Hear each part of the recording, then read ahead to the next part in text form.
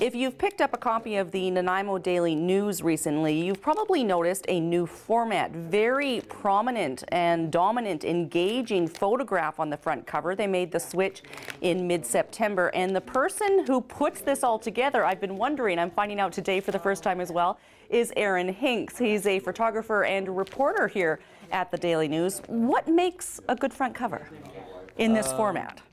Basically to catch the eye. You know, we got a lot of competitors at the newsstand, and a photo that is going to make someone wonder what's inside is sort of the key of what we aim for in terms of making a front cover. Now, you've come to the Nanaimo Daily News, and it was your first time to Nanaimo. You arrived here about 2 years ago as a photographer. Right. But your role has sort of evolved, and you've been doing more writing. How are you finding that experience? I love it. I have experience writing before I came here, but you know, I was kind of missing out when I first started because I was doing mostly photos. But now I'm getting back into writing, which is good because I get to tell people's stories of the city, which matter, either big or small. Yeah, well, now I'm meeting Aaron today for the first time. We've seen you out and about, so it's wonderful to meet you in person. I asked you, what did you think of Nanaimo? Had you been here before? And you sort of landed day one on the job. Yeah. What do you think of Nanaimo now? I love it. I mean, it's crazy seeing how many people come here from all over the world to take it as a vacation, right? And I live in an area where it seems like I'm on vacation 24/7. Right. Where are we going to go for vacation this year? Well, we don't need to go anywhere. We live in paradise, right? That's absolutely correct. I mean, and there's so many things to do.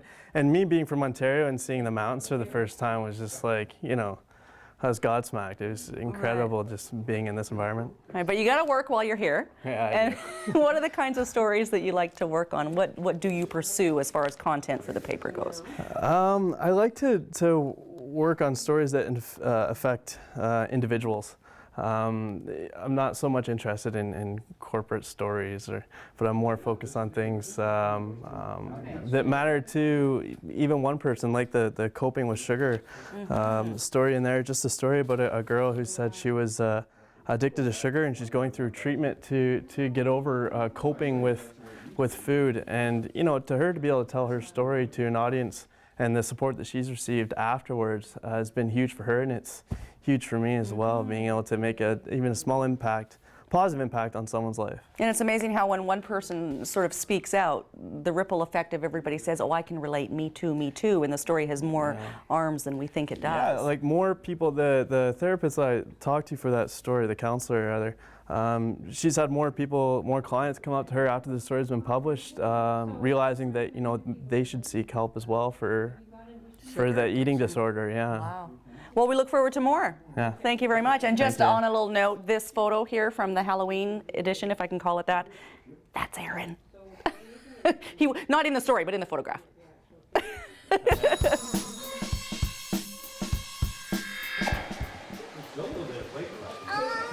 We have our first annual Magical Nights of Light at the North Island Wildlife Recovery Center in the museum, which we're sitting in right now.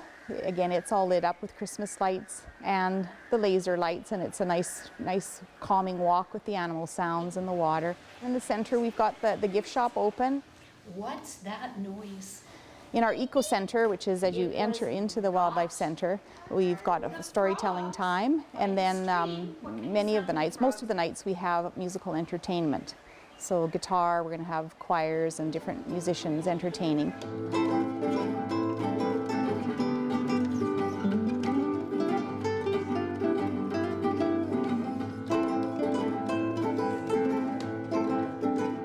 Outside, as you walk towards where the laser show is, there's free hot chocolate, and then when the light show opens, you walk along the paths and through our ivy walkway and come out onto the magical field of stones.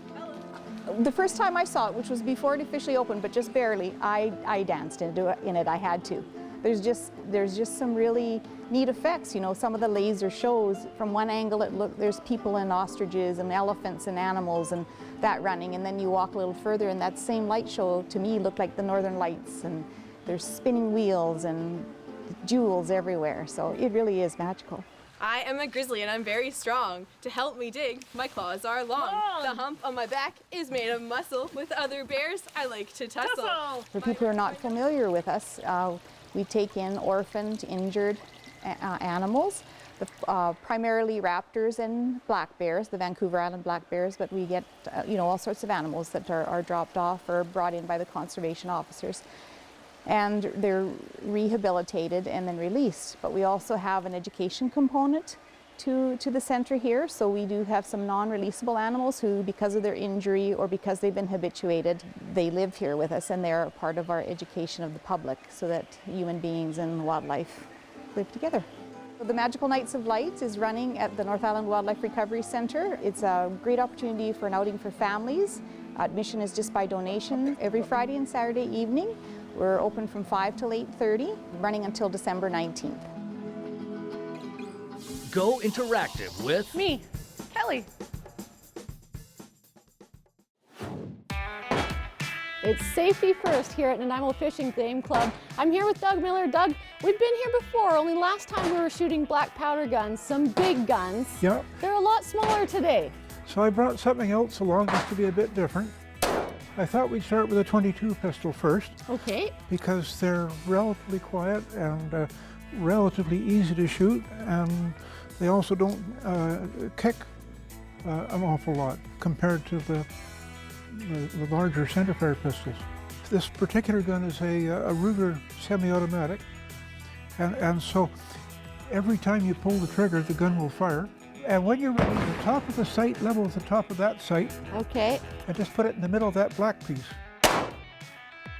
Did better than I did. I didn't even see where it went. You're just above the bullseye. Oh wow, that's pretty good. It's definitely not No, go too ahead. bad as a kick, is it? It's got very little recoil, so go ahead and Try again. All right. even better, eh? Wow. If somebody wanted to get involved with this sport, how hard is it to become a member here or to get involved in shooting as a sport? Quite easy. You just join the club. It also means that you have to have a possession license. In other words, I can't just go into the store and buy a gun. I have to have taken a safety course and be certified for the government, by the government, as being safe to own a firearm in general. Wow, this does have a lot more kick to it. It's got a lot more recoil. The gun is a 9mm wall-thread semi-automatic pistol. So these are just a couple of your personal collection. That's and there's correct. a whole variety of shooting that goes on here at the Fishing Game Club. There's archery, there's all sorts of things here. We've got archery, 2 types of shotgun shooting, 2 major types of handgun shooting, meaning IPSC and PPC, as well as a number of people like myself who shoot for accuracy as opposed to speed and accuracy. We've also got rifle shooting with cartridges and, of course, muzzle-loading guns, black powder. There's something for everybody. And people can find out more information on the website. There's all sorts of shows and different events. You can find it all out there.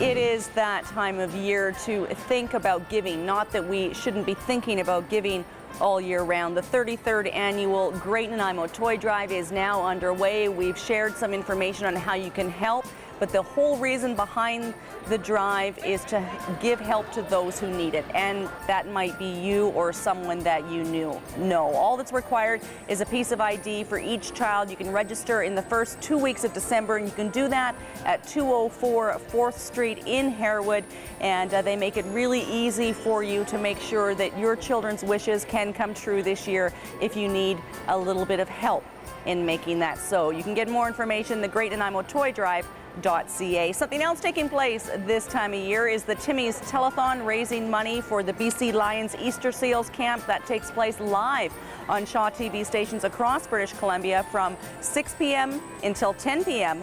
on December the 6th. We're going to throw things over now to Annette Lucas. The Waterfront Gallery in Ladysmith has been working very hard and very long to make their facility accessible to everyone.